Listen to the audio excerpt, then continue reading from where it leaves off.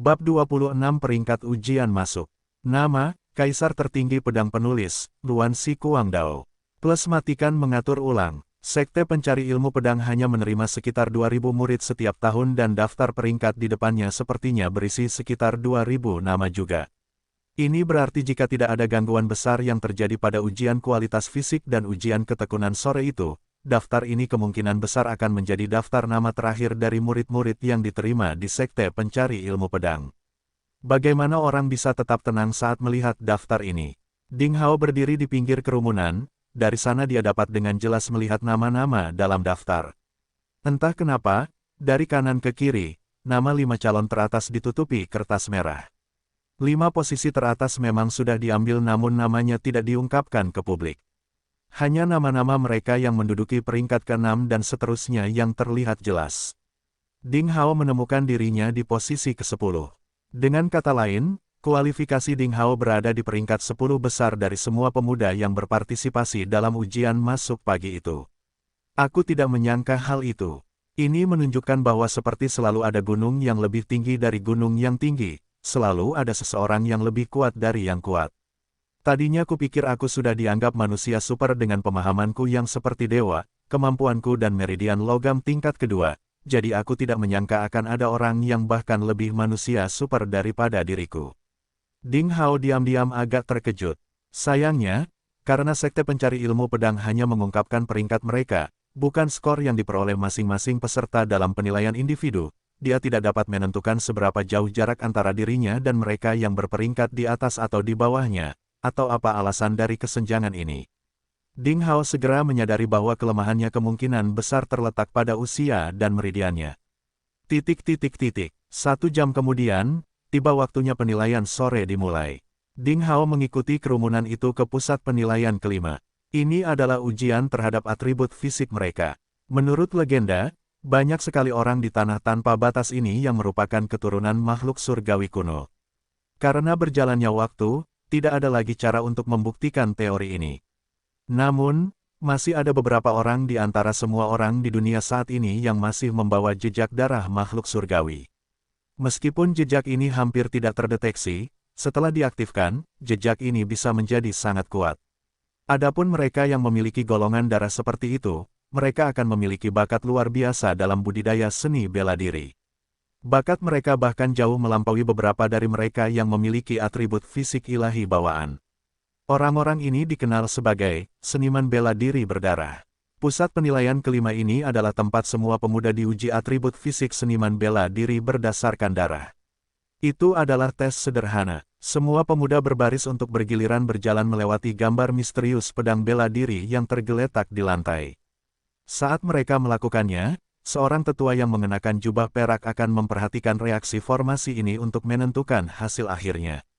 Pada saat yang sama, karena betapa langka dan berharganya para seniman bela diri, hasilnya tidak akan diumumkan secara publik tetapi akan dianggap sebagai hasil yang dirahasiakan dan dipertimbangkan untuk skor akhir. Ding Hao bergabung dalam barisan dan berjalan melewati gambar pedang perkawinan yang misterius. Gambar pedang ini tampak normal, tetapi beberapa pola pedang diukir pada batu biru dan dihubungkan dengan ukiran tipis. Mereka berisi jejak kekuatan ilahi misterius yang berdesir saat mereka memindai tubuh setiap orang yang lewat. Ding Hao perlahan berjalan melewati gambar pedang ini tanpa mendeteksi sesuatu yang luar biasa. Penatua yang mengenakan jubah perak tetap tanpa ekspresi, tidak tersenyum atau menggelengkan kepalanya pada siapapun. Oleh karena itu, tidak ada yang tahu dari ekspresinya apakah mereka memiliki seniman bela diri berdasarkan atribut fisik darah. Penilaian ini segera berakhir. Setelah giliran Ding Hao selesai, dia tetap di samping dan dengan cermat mengamati gambar pedang di tanah. Sayangnya, dia tidak berhasil mendapatkan wawasan lebih jauh dan akhirnya meninggalkan tempat tersebut sambil menggelengkan kepalanya dengan kecewa. Penilaian akhir adalah ujian ketekunan. Bagi semua seniman bela diri, selain kualitas bawaan seperti bakat dan meridian, kemauan dan ketekunan seseorang juga sangat penting dalam perjalanan mereka mengembangkan seni bela diri sihir. Kualitas bawaan bukanlah segalanya. Di dunia ini, tidak ada kekurangan orang yang diberkati dengan kualitas bawaan yang luar biasa, hanya untuk berakhir sebagai seniman bela diri yang biasa-biasa saja. Ada juga orang-orang yang dianggap tidak berguna, mungkin berhasil mengambil tempat mereka di antara yang kuat melalui ketekunan yang luar biasa dan kemauan yang kuat. Sekte Pencari Ilmu Pedang telah merancang serangkaian penilaian berdasarkan metode ilmiah sempurna 1000 tahun setelah didirikan. Salah satu ujian yang mereka rancang adalah ujian ketekunan. Metode penilaian mereka sangat mirip dengan tes garis keturunan sebelumnya. Apa yang menunggu para pemuda ini adalah gambaran besar formasi pedang. Satu-satunya perbedaan adalah formasi ini memancarkan tekanan yang mengerikan. Begitu seseorang memasuki formasi, tiba-tiba seseorang akan merasa seperti sedang membawa benda seberat 500 kg. Itu sangat sulit. Para pemuda ini diharuskan duduk dengan tenang dalam formasi dan dinilai berdasarkan lama waktu yang dihabiskan dalam formasi. Ini memang merupakan metode yang bagus untuk menguji ketekunan seseorang. 100 orang, termasuk Ding Hao, ditugaskan ke gambar formasi pedang nomor 8. Setelah mereka semua duduk bersila dan siap untuk memulai, tetua berjubah perak yang berdiri di luar formasi kemudian mengaktifkan formasi. Tiba-tiba, gaya gravitasi tempat itu tampak meningkat berkali-kali lipat, seolah-olah sebuah gunung kuno secara tak terduga menekan punggung mereka. Beberapa orang di kelompok itu tidak cukup siap dan akhirnya tersungkur ke tanah sambil berteriak keras. Dalam waktu kurang dari 3 atau 4 menit, ada orang yang menangis kesakitan dan mundur dari penilaian. Ada juga yang langsung pingsan dan harus digendong oleh murid generasi ketiga yang bersiaga di luar formasi. Segera, dari 100 orang yang memasuki formasi, hanya 60 orang aneh yang tersisa. Sebagian besar peserta memiliki alis yang rapat dan mata terpejam saat mereka melakukan yang terbaik untuk bertahan. Butir-butir keringat sebesar kacang mengalir di dahi, pipi, dan punggung mereka. Bahkan ada pula yang tidak sanggup menahan beban dan menggigit bibirnya hingga mengeluarkan darah. Jejak darah merah tua terlihat menetes dari sudut mulut mereka dan suara retakan tulang terdengar dari tubuh mereka. Tentu saja, ada orang yang sangat santai. Mereka memiliki dasar seni bela diri yang cukup kuat dan tubuh mereka bersinar dengan cahaya redup yang merupakan tanda bahwa mereka telah memahami Ki. Mereka kemudian dapat menggunakan Ki ini untuk menahan tekanan yang menumpuk di tubuh mereka, yang jauh lebih mudah daripada hanya mengandalkan tubuh fisik untuk melawan gaya gravitasi. Ding Hao adalah satu-satunya pengecualian. Setelah pertemuan ajaib di Gua Gunung, tubuhnya telah mengalami transformasi total. Kekuatan fisiknya sekarang sebanding dengan murid bela diri dengan satu lubang. Tulangnya kokoh dan memiliki kekuatan 1000 kg, yang membuatnya berdiri tegak di atas yang lain. Karena ini bukan apa-apa baginya, ekspresinya menjadi santai dan dia bahkan sempat mengamati dengan cermat ekspresi orang-orang di sekitarnya. Bukankah pria itu dikenal sebagai Zhang Fan? Ada juga tuan muda kota Siang, Li Chanyang. Ding Hao tiba-tiba menyadari bahwa di sisi kanan atasnya duduk seorang pemuda berkulit gelap yang otot-ototnya berdesir di dada telanjangnya. Ini adalah pemuda yang dia temui di ujian properti, pemuda yang bertekad memiliki kualitas buruk dan pemburu tingkat bumi tingkat 2, Zhang Fan. Mungkin karena dia sering berburu, kekuatan fisik Zhang Fan lebih kuat dari kebanyakan orang. Di bawah sinar matahari, otot-ototnya berkilau gelap, seperti pisau atau kapak, penuh kekuatan dan tenaga. Hal ini memungkinkan dia untuk tampil lebih baik daripada kebanyakan orang dalam formasi ini meskipun tubuhnya dilapisi lapisan tetesan keringat, namun dia tidak terlihat kesakitan. Di sebelah Zhang Fan adalah tuan muda cantik dari kota Siang, Li Chanyang. Ia duduk bersila dengan mata terpejam, ekspresinya tenang dan rileks, gambaran seseorang yang tenang. Waktu berlalu, jumlah orang di sekitarnya terus berkurang. 4 jam kemudian, hanya 10 pemuda yang tersisa dalam formasi pedang nomor 8, termasuk Ding Hao, Zhang Fan, dan Li Chanyang. Yang lain memilih untuk membatalkan babak ini karena rasa sakit yang tak tertahankan, atau pingsan dan dibawa keluar dari formasi. Ding Hao mulai merasakan ketegangan. Seiring berjalannya waktu, tekanan dalam formasi ini juga secara bertahap meningkat. Pada saat ini, sudah hampir 10 kali lebih banyak dari awalnya.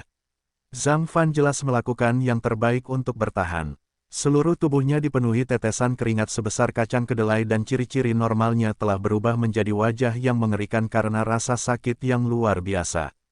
Bibirnya hampir hancur karena gigitannya dan aliran darah merah tua mengalir dari bibir ke dadanya. Telapak tangannya tertanam kuat di tanah untuk menopangnya dan seluruh tubuhnya bergetar dengan goyah saat dia terus menahan rasa sakit yang tak terpikirkan. Ding Hao dan Zhang Fan adalah satu-satunya 2 dari 10 peserta yang tersisa yang tidak menggunakan sihir untuk menahan tekanan ini. Bahkan wajah tampan Li Chanyang, yang tadinya merupakan gambaran relaksasi, kini berkerut kesakitan. Jubah putihnya juga basah oleh keringat dan cahaya biru langit samar dari tubuhnya berkedip-kedip saat dia mengandalkan Qi untuk menahan tekanan ini. Inilah saat di mana ujian ketekunan yang sebenarnya dimulai. Di bawah tekanan yang begitu besar, setiap menit dan detik terasa seperti pisau kecil tak kasat mata mengiris daging dari tubuh seseorang. Seolah-olah seseorang mengalami kematian perlahan karena terpotong-potong dan rasa sakitnya tak terlukiskan. Saat kemauan seseorang lemah kemungkinan besar akan mengakibatkan orang tersebut pingsan. Gedebuk, seorang pemuda di pojok akhirnya tidak tahan lagi dan pingsan. 15 menit kemudian, gedebuk, 4 pemuda lainnya pingsan. Setelah 30 menit berikutnya, hanya Ding Hao, Li Chanyang dan Zhang Fan yang tersisa dalam gambar formasi pedang nomor 8. Pada saat ini, Ding Hao mengalami rasa sakit yang luar biasa. Sesuatu telah berubah dalam gambaran formasi pedang dan sekarang selain tekanan besar yang harus mereka tanggung, mereka menghadapi tekanan tambahan dalam bentuk aura yang tampaknya milik seorang seniman bela diri ahli yang meresap ke area tersebut dan mempengaruhi jiwa seseorang. Rasa sakit ini jauh melebihi siksaan pemotongan sebanyak 1.000 atau bahkan 10.000 kali lipat. Itu seperti lautan kepahitan yang legendaris di neraka, dan mereka yang tidak memiliki kemauan yang cukup bahkan mungkin kehilangan akal ketika ditempatkan dalam situasi seperti itu. Tak kusangka, aku masih kalah darimu. Di dekatnya, Li Chanyang yang matanya tertutup rapat tiba-tiba membuka matanya dan menatap lurus ke arah Ding Hao, penuh keengganan untuk kalah. Kemudian, tubuhnya tiba-tiba bergoyang dan darah segar muncrat dari mulutnya sebelum dia pingsan. Ternyata tuan muda kota siang yang licik ini telah memperhatikan Ding Hao dan diam-diam mencoba bersaing dengannya selama ini. Sayangnya, ia tidak mampu bertahan dan akhirnya kalah dari Ding Hao. Segera, 4 murid generasi ketiga bergegas masuk dan membawa Li Chanyang yang tidak sadarkan diri keluar dari formasi. Ding Hao menggelengkan kepalanya. Dia tidak menyangka Li Chanyang memperlakukannya seperti seseorang yang harus dia lampaui. Sepertinya penampilannya yang luar biasa sebelumnya telah menarik perhatian banyak talenta. Ding Hao hendak mencapai ujung tambatannya.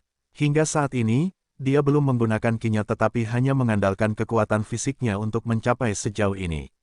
Saat dia hendak mengerahkan Qi-nya untuk mengurangi sebagian tekanan, tatapannya tiba-tiba terfokus pada Zhang Fan.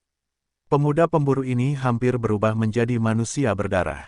Keringatnya telah digantikan oleh tetesan darah yang mengucur dari setiap pori-pori tubuhnya. Itu berkumpul membentuk sungai berdarah yang menyebar seperti pasta ke seluruh tubuhnya. Jika bukan karena tubuhnya masih sedikit gemetar, dadanya naik turun karena sesak napas, dan matanya masih berkedip-kedip, orang akan berasumsi bahwa dia sudah pingsan. Tekadnya sekuat baja. Ding Hao bisa mengerti mengapa Zhang Fan bertahan begitu keras kepala. Lagi pula, dia sudah berusia 14 tahun dan memiliki nilai rata-rata pada tes properti sebelumnya. Ini berarti peluangnya untuk memasuki sekte pencari ilmu pedang sangat kecil, jadi dia harus mengerahkan seluruh kemampuannya selama penilaian akhir ini dengan mengandalkan kekuatan manusia murni bahkan untuk memenangkan 1 perak harapan. Ding Hao juga bisa melihat para pemburu yang menemani Zhang Fan memantau situasi dengan cemas di luar gambar formasi pedang. Mata mereka dipenuhi harapan. Memang benar, bagi para pemburu biasa ini, ketekunan Zhang Fan mungkin menandakan harapan terbaik mereka. Ding Hao menundukkan kepalanya dan berpikir sejenak. Kemudian dia berhenti berusaha menahan tekanan dan perlahan bangkit untuk meninggalkan gambar formasi pedang. Sesuai dengan tradisi sekte pencari ilmu pedang, peserta terakhir yang tersisa di setiap gambar formasi pedang akan menerima poin bonus. Ding Hao bisa saja melanjutkan, tetapi dia telah tersentuh oleh pemuda biasa ini. Ding Hao tiba-tiba merasa bahwa dia harus membiarkan pemuda yang berjuang ini menerima poin bonus. Ini bahkan mungkin memberinya dorongan yang dia butuhkan untuk memasuki sekte pencari ilmu pedang. Terima kasih. Saat Ding Hao berjalan melewati Zhang Fan, sosok berlumuran darah itu mengeluarkan kata-kata ini dari bibirnya yang telah hancur. Ding Hao memberinya senyuman kecil. Semua yang terbaik. Kemudian, dia keluar dari gambar formasi pedang. Penatua yang mengenakan jubah perak dan murid generasi ketiga yang berdiri di luar gambar formasi pedang semuanya memandang Ding Hao dengan ekspresi aneh yang sama. Para pemuda lain yang telah menunggu hasil akhir juga memandang Ding Hao dengan lebih hangat dari sebelumnya. Semua orang tahu bahwa Ding Hao adalah orang yang paling santai di kelompoknya dan dapat dengan mudah melanjutkan, tetapi sebaliknya, dia dengan sengaja membiarkan pemuda yang sedang berjuang itu masuk terlebih dahulu. Tuan muda, terima kasih, terima kasih. Beberapa pemburu mendekati Ding Hao dan mengungkapkan rasa terima kasih mereka. Di antara mereka ada seorang pria paruh baya berusia sekitar 40 tahun yang mungkin adalah ayah Zhang Fan. Tubuhnya seperti menara besi, kulitnya gelap dan penuh bekas luka. Saat dia berbicara, dia berlutut di depan Ding Hao sebagai tanda terima kasih. Ding Hao dengan cepat mengangkatnya.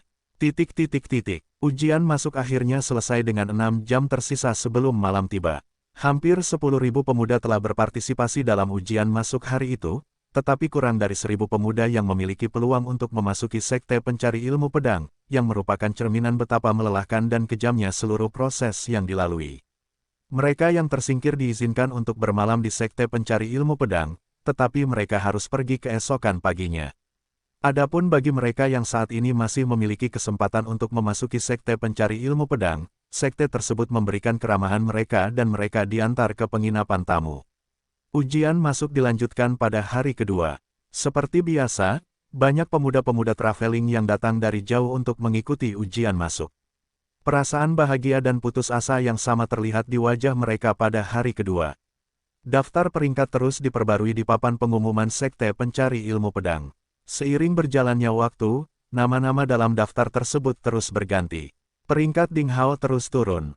Dari posisi awal ke-10, ia menduduki peringkat ke-35 di antara 1.100 peserta setelah ujian masuk hari kedua berakhir.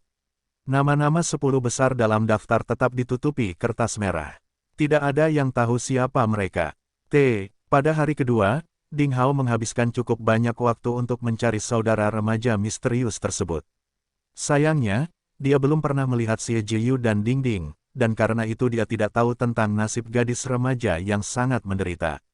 Dia menduga kemungkinan besar nasib mereka akan menjadi lebih buruk, akan sangat sulit bagi Xie Jiyu untuk lulus ujian masuk sekte pencari ilmu pedang, apalagi dengan kondisi fisiknya yang lemah. Tes dilanjutkan pada hari ketiga. Seluruh proses pendaftaran sekte pencari ilmu pedang berlangsung selama 6 hari. Pada hari pertama, sebagian besar penonton berupaya untuk datang lebih awal, namun pada hari kedua, jumlah penonton mulai berkurang. Diperkirakan lebih dari 40.000 remaja dari radius 500 mil telah hadir selama 6 hari terakhir untuk mengikuti tes masuk.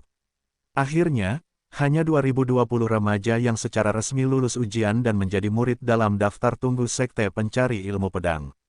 Pada malam hari ke-6, sebuah daftar yang menunjukkan nama seluruh peserta tes, beserta peringkatnya, dipublikasikan di area pengumuman. Peringkat Ding Hao terungkap akhirnya turun ke posisi 100 pada daftar nominal. Li Yiruo menduduki peringkat ke-430. Xiao Chengxuan menduduki peringkat ke-563. Li Chanyang menduduki peringkat 199. Cao Yan menduduki peringkat 1213. Bahkan Zhao Xingcheng, yang telah dipukuli habis-habisan oleh Ding Hao, juga berhasil melewati ujian masuk, dia menduduki peringkat ke-2017. Ding Hao merasa terhibur dengan kenyataan bahwa Zhang Fan, remaja yang berasal dari keluarga pemburu dan sedang berjuang melawan nasibnya, entah bagaimana berhasil mendapatkan posisi untuk dirinya sendiri sebagai murid dalam daftar tunggu sekte pencari ilmu pedang dengan mendapatkan penghargaan, hasil posisi 2020. Sesuai dugaannya, Ding Hao tidak menemukan nama Xie Jiyu di antara daftar peserta tahun 2020 yang masuk daftar tunggu. Sepertinya gadis remaja yang keras kepala dan sangat cantik itu memang gagal terpilih. Kemana mereka pergi sekarang? Aku yakin dia pasti sangat sedih dan kecewa sekarang. Perasaan sedih dan kecewa muncul di hati Ding Hao tanpa peringatan sama sekali.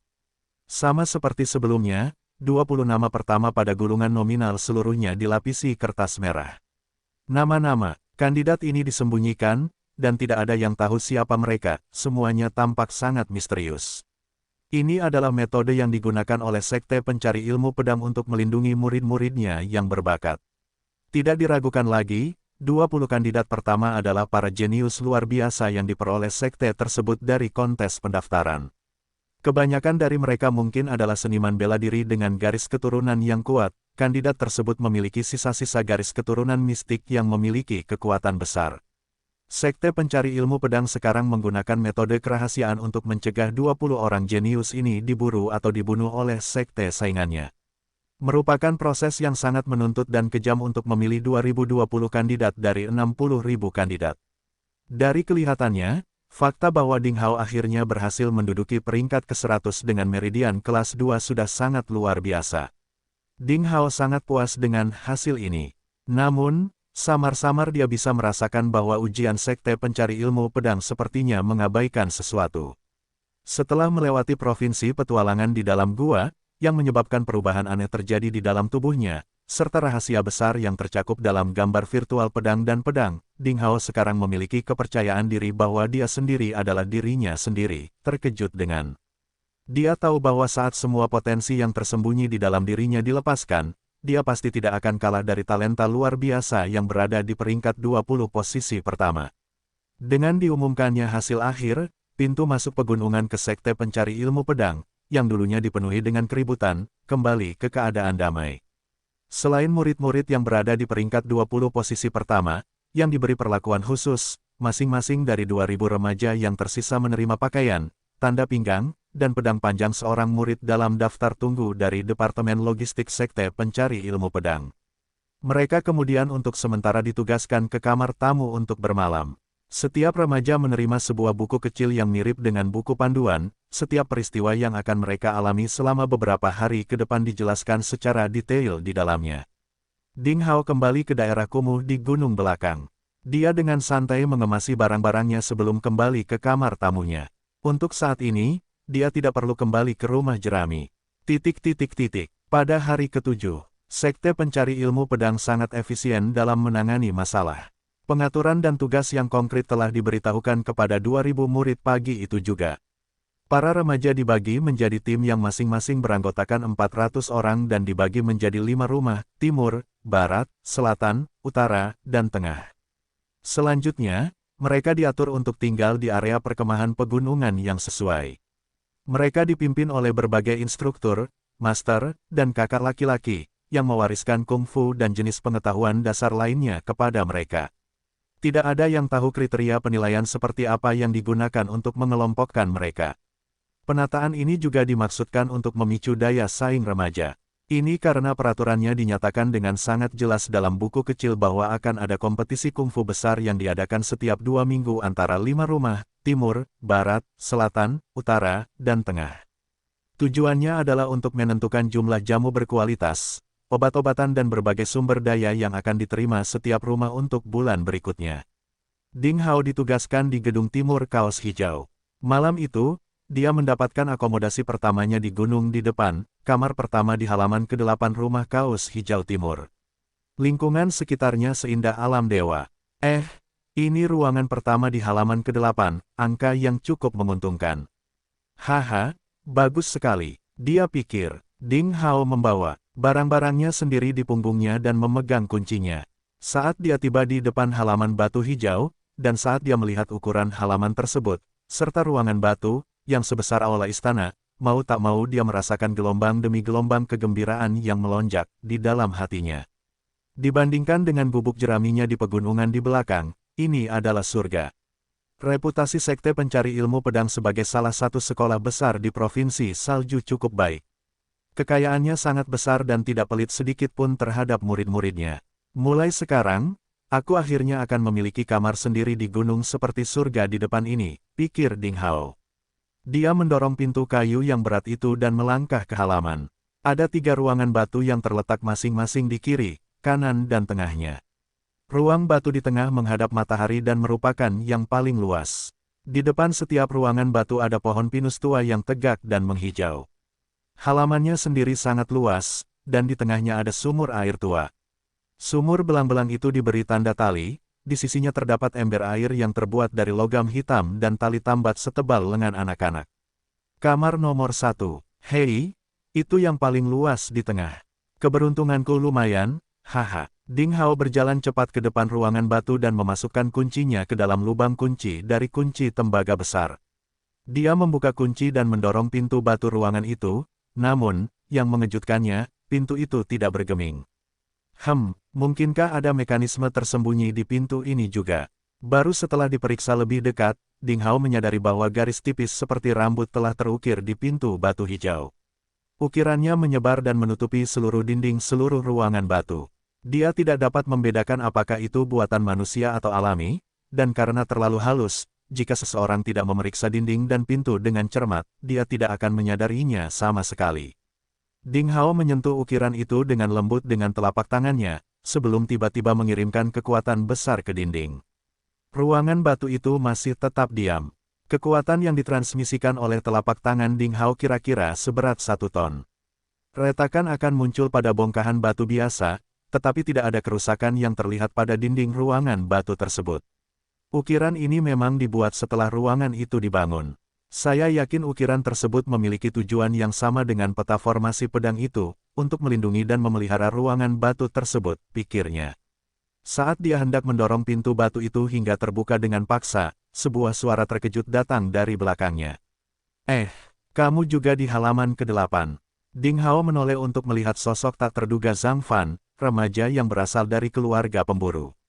Dia membawa banyak barang dengan berbagai ukuran di tangannya dan menatap Zhang Fan dengan terkejut. Bersama ayahnya dan sesama penduduk desa, ada juga ekspresi terima kasih di matanya. Kamu juga ditugaskan di Akademi Kaos Hijau Timur. Halaman ke-8. Haha, ini bagus sekali. Bukankah ini berarti kita teman sekamar sekarang? Kata Ding Hao, merasa senang juga, dia memiliki kesan yang baik tentang remaja yang tangguh dan keras kepala. Saya masih belum memiliki kesempatan untuk mengucapkan terima kasih karena telah menyerah kepada saya saat itu. Jika bukan karena 10 poin bonus yang saya peroleh selama tes kemauan, saya tidak akan bisa diterima di Sekte Pencari Ilmu Pedang.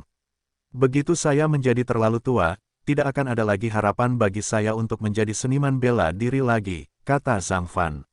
Dia benar-benar sangat tersentuh. Remaja berpenampilan lembut yang berdiri di hadapannya dan tersenyum tipis adalah seseorang yang telah mengubah takdirnya. Itu adalah buah dari kegigihanmu sendiri. Jika kamu menyerah sejak awal, pada akhirnya aku tidak akan bisa membantumu, jawab Ding Hao.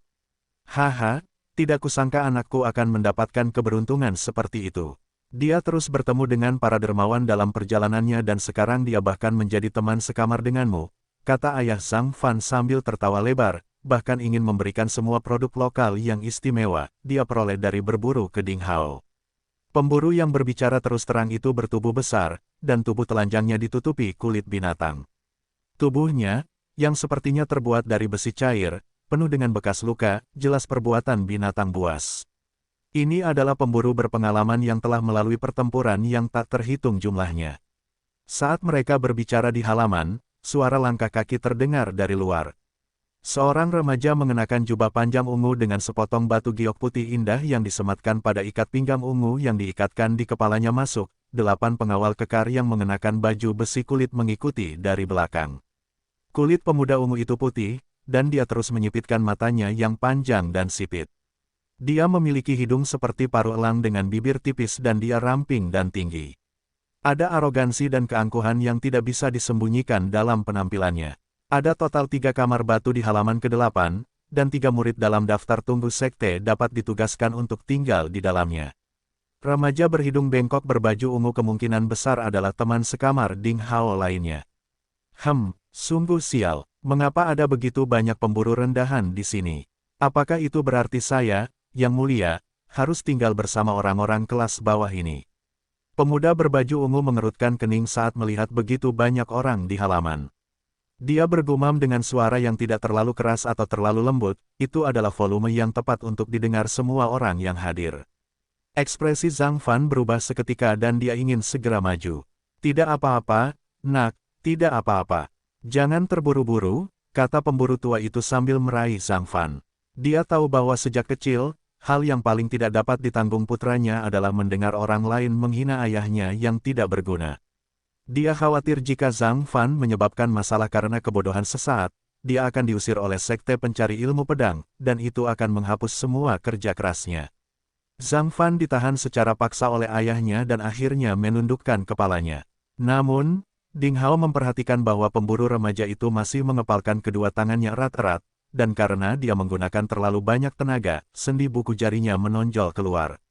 Jelas sekali, dia berusaha sangat keras untuk mengendalikan amarah di dalam dirinya. Kamar kedua ternyata adalah paviliun. Apakah ada kesalahan di suatu tempat? Bagaimana mereka bisa menetapkan paviliun yang dimaksudkan untuk pelayan rendahan itu kepadaku, Tuan Muda? Remaja berhidung bengkok yang mengenakan pakaian ungu sangat tidak senang setelah datang ke kamar kedua dan melihatnya. Dia segera berbalik ke arah Ding Hao, yang berdiri di pintu masuk ruangan pertama, dan sedikit kegembiraan muncul di matanya yang panjang dan sipit. "Hei nak, kemarilah. Ayo ganti kamar." Nada suaranya sangat arogan dan tidak memberi ruang untuk negosiasi. Dia tidak berharap Ding Hao menjadi lebih sombong. Ding Hao menoleh ke Zhang Hao dan yang lainnya sebelum tertawa. "Aku dikenal sebagai Ding Hao. Mulai sekarang, kita akan menjadi sesama murid dan teman sekamar. Mari kita saling menjaga," jawabnya sebelum segera berbalik dan berjalan menuju kamarnya. Dia bahkan tidak repot-repot melirik pemuda berbaju ungu selama ini. "Sialan, Tuan Muda, kami belum selesai berbicara denganmu, bocah nakal," seru salah satu penjaga berbaju kulit dengan marah. Dia melompat ke udara dan melayangkan pukulan ke punggung Ding Hao. "Hati-hati!" teriak Zhang Fan kaget. Tanpa diduga, Ding Hao bahkan tidak repot-repot menoleh, seolah-olah dia telah menumbuhkan sepasang mata di punggungnya. Dia melakukan serangan balik dengan pukulannya sendiri, dan pukulan itu berhadapan langsung dengan penjaga yang mengenakan armor kulit. Retakan, suara patah tulang terdengar. "Ah!" teriak penjaga berbaju kulit. Seolah-olah lengannya terkena palu, seluruh lengan kanannya telah dipelintir ke sudut yang tidak wajar. Daging di sebagian kepalan tangan penjaga itu terbelah dan darah dari lukanya muncrat. Tubuhnya yang berbobot lebih dari 50 kg itu terbang mundur di udara seperti layang-layang yang talinya putus dan menabrak tembok halaman dengan keras hingga menimbulkan dentuman keras sebelum meluncur perlahan ke tanah. Ternyata dia langsung pingsan. Ekspresi pemuda berbaju ungu berubah drastis dan dia akan meledak sebelum sepertinya mengingat sesuatu. "Ding Hao, kamu Ding Hao." Ding Hao yang berada di peringkat ke-100 pada daftar nominal. Katanya terkejut. Kali ini, Sekte Pencari Ilmu Pedang telah mendaftarkan total 2020 murid dalam daftar tunggunya, dan mereka yang berhasil mendapatkan peringkat 500 posisi pertama semuanya sangat kuat. Selain itu, nama Ding Hao mulai menyebar pada hari pertama ujian, dan ditambah dengan fakta bahwa ia berada di peringkat ke-100 dalam daftar nominal telah membuktikan bahwa ia adalah kandidat yang menonjol dari seluruh 2000 murid. Meski remaja berbaju ungu itu sombong, peringkatnya jauh tertinggal dari posisi 500 pertama. Tentu saja, dia tidak mampu menyinggung siswa kuat seperti Ding Hao. Dia mulai merasa waspada terhadap Ding Hao, dan ekspresinya berubah. Pada akhirnya, dia tidak melanjutkan berbicara lebih jauh. Hanya ada semangat menantang dan kebiadaban di matanya yang panjang dan sipit. Yang membuatnya semakin terhina adalah Ding Hao bahkan tidak pernah melihatnya selama ini. Sebaliknya, yang terakhir mendorong pintu batu ke kamar pertama dan melangkah ke kamarnya. Ekspresi pemuda berbaju ungu terus berubah, saat dia mendengus dingin sebelum mengumpulkan pengawalnya, yang pada gilirannya membawa sejumlah besar kebutuhan sehari-harinya, dan menyerbu ke kamar kedua. Ding Hao, jadi remaja ini adalah Ding Hao legendaris yang memiliki kejeniusan seperti dewa. Mata pemburu tua itu bersinar. Dia berhenti sejenak sebelum menepuk punggung Zhang Fan dan menginstruksikan putranya dengan nada yang sangat serius. "Nak, ingat, kamu harus dengan tulus berteman dengan kakak laki-lakimu Ding mulai sekarang. Kamu telah bertemu dengan seorang dermawan yang baik kali ini, nak. Mungkin hidupmu akan mengalami beberapa perubahan besar karena memiliki teman sekamar dengan potensi besar." Zhang Fan mengangguk dengan serius. "Yakinlah, ayah, aku juga merasa kakak senior Ding sangat hangat, seperti kakak laki-laki sejati," jawabnya. Saat dia mencapai titik ini, dia cemberut dengan sedih sebelum melanjutkan, "Ayah, aku sekarang adalah murid dari Sekte Pencari Ilmu Pedang. Jangan panggil aku, anak, mulai sekarang, itu sangat buruk." "Hahaha, bocah nakal." Sekelompok pemburu tertawa terbahak-bahak di sore yang cerah ini. Kenangan yang menyenangkan dan berharga terekam pada saat ini. Tanda hubung, tanda hubung, tanda hubung. 3 hari pertama ketika mereka baru saja memasuki Sekte Pencari Ilmu Pedang adalah hari paling santai bagi para murid di daftar tunggu. Lebih dari 2000 murid dalam daftar tunggu diizinkan untuk bergerak bebas. Mereka memiliki waktu yang cukup untuk mengucapkan selamat tinggal kepada keluarga, sahabat, dan pengawal yang selama ini mendampingi dan berjaga di samping mereka serta membiasakan diri dan menyesuaikan diri dengan lingkungan sekitar di gunung. Selama 3 hari ini, tidak ada pelatihan yang diselenggarakan untuk mereka. Setelah 3 hari, semua personel yang tidak relevan harus segera meninggalkan Gunung Pencari Ilmu Pedang setelah melewati waktu yang ditentukan. Karena itu, para remaja yang bersemangat mengucapkan selamat tinggal dengan enggan kepada orang-orang tertutup mereka dan tetap tertinggal di Sekte Pencari Ilmu Pedang sendirian. Mereka sekarang akan memulai perjalanan pelatihan yang sulit. Selama 3 hari ini, selain memperhatikan fungsi dasar tubuh atau makanan dan asupan cairan, Ding Hao tetap berada di kamarnya untuk berlatih ilmu pedang. Dia sudah tinggal di sini selama lebih dari 4 tahun, dan dia telah mencapai pemahaman yang sangat menyeluruh tentang segala sesuatu tentang Sekte Pencari Ilmu Pedang setelah menggabungkan ingatannya dengan masa lalu. Dia tidak perlu lagi membuang waktu untuk aspek ini. Tujuannya sekarang adalah memanfaatkan seluruh waktu yang tersedia untuk berlatih dan meningkatkan kekuatan pribadinya. Ruangan pertama ternyata adalah ruangan terbaik di halaman luas seperti yang diharapkan. Secara keseluruhan terbagi menjadi ruang depan dan ruang belakang. Aula depan luas dan terang, itu paling cocok untuk pelatihan. Ruang belakangnya sedikit lebih sempit, dan hanya ada meja dan tempat tidur yang terbuat dari batu hijau di dalamnya. Jelas sekali, itu adalah tempat peristirahatannya. Bagi Ding Hao, setiap menit dan setiap detik sangatlah berharga. Dia perlu mengerahkan seluruh upayanya untuk meningkatkan kekuatannya sehingga dia bisa dengan cepat mencapai tahap di mana dia cukup mampu berjalan di hutan belantara. Hanya dengan begitu, dia dapat melakukan perjalanan jauh ke tanah selatan untuk mencari adik perempuannya. Ini adalah janji terakhir yang dia buat pada jiwa pemilik sebelumnya dari tubuhnya saat ini. Dia harus mencapai tujuannya. Tentu saja, karena sangat kompetitif, dia telah lama bersumpah diam-diam bahwa suatu hari dia akan naik ke puncak daftar nominal dan menginjak-injak para jenius dengan kekuatan seperti iblis. Bam, bam, bam. Suara seseorang mengetuk pintunya datang dari luar. Ding Hao menyimpan pedangnya dan berdiri tegak, perlahan mengeluarkan nafas busuk. Dia kemudian membuka pintu dan menemukan Zhang Fan berdiri di luar. Kakak senior Ding, baru saja, instruktur Wang Juefeng dari akademi kita mengirim seseorang dengan pesan untuk kita. Dia membutuhkan kita untuk berkumpul di dojo di Akademi Kaos Hijau Timur sebentar lagi. Dia mengatakan sesuatu seperti persaingan besar antara para 5 akademi, Timur, Selatan, Barat, Utara, dan Tengah, akan diadakan setelah 2 hari, dan dia ingin memilih perwakilan kita terlebih dahulu. Saya datang untuk terus memberitahu Anda, kata pemburu remaja itu dengan tulus, senyum di wajahnya. Aku tidak mengganggu latihanmu, kan? Ding Hao tersenyum sambil menjawab, tidak, kamu tidak melakukannya. Kita akan menjadi sesama murid mulai sekarang, jadi kamu tidak perlu memanggilku dengan sopan. Kamu bisa memanggilku Ding Hao.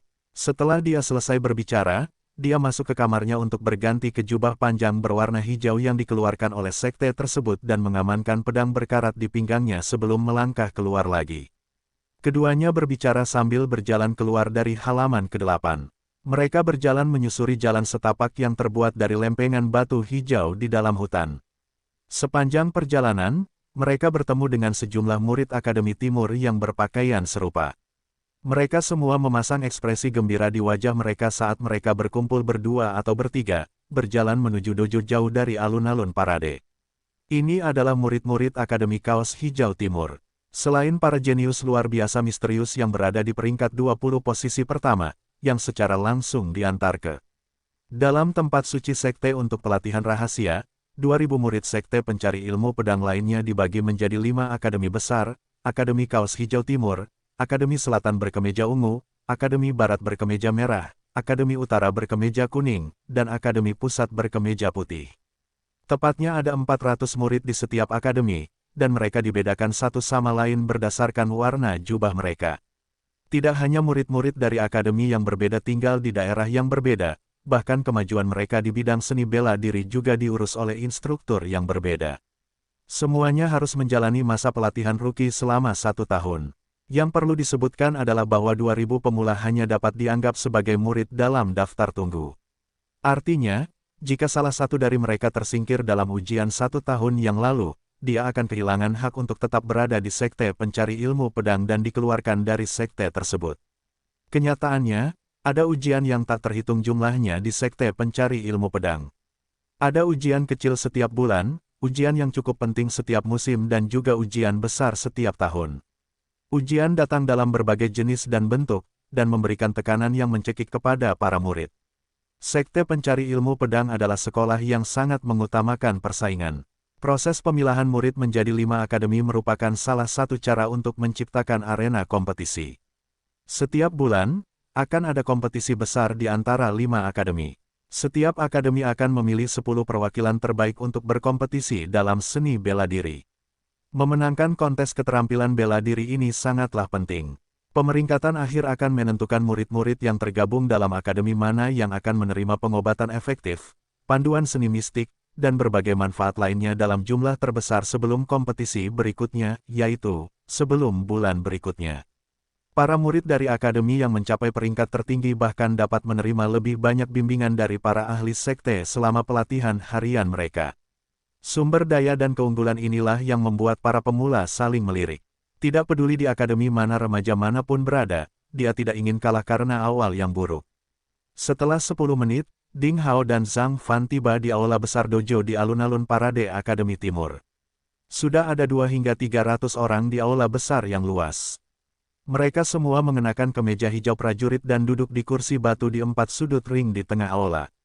Mereka tak henti-hentinya saling berbisik-bisik membicarakan tes seleksi calon kompetisi mendatang. Semuanya tampak bersemangat dan bersemangat untuk mencoba kemampuannya. Wang Xiaoqi, remaja berpakaian ungu, yang tinggal bersama Ding Hao dan Zhang Fan di halaman ke-8, juga berada di antara kerumunan. Ia juga telah berganti pakaian menjadi kemeja hijau, dan mengobrol hangat dengan sekelompok remaja. Pemuda berhidung bengkok yang dikelilingi Wang Xiaoqi dan yang lainnya dikenal sebagai Zuo Yifeng. Dikatakan bahwa dia berada di peringkat ke-107, cukup dekat dengan murid tingkat teratas di Akademi Timur. Dia selalu menampilkan dirinya sebagai orang yang sangat sombong, dan selama beberapa hari ini, dia telah memenangkan banyak murid dari Akademi Timur. Dia bertekad untuk menjadi pemimpin Akademi Kaos Hijau Timur. Zhang Fan berbisik pelan kepada Ding Hao. Pemburu remaja itu tampaknya telah menangkap cukup banyak informasi. Keduanya dengan tergesa-gesa mencari kursi kosong untuk diduduki dan menunggu proses seleksi dimulai. Pada saat inilah Ding Hao memperhatikan ada seseorang yang berdiri dengan tenang di tengah cincin batu hijau yang terletak di tengah aula batu dojo. Itu adalah pria kekar, berotot dengan cambang, mengenakan jubah hijau panjang.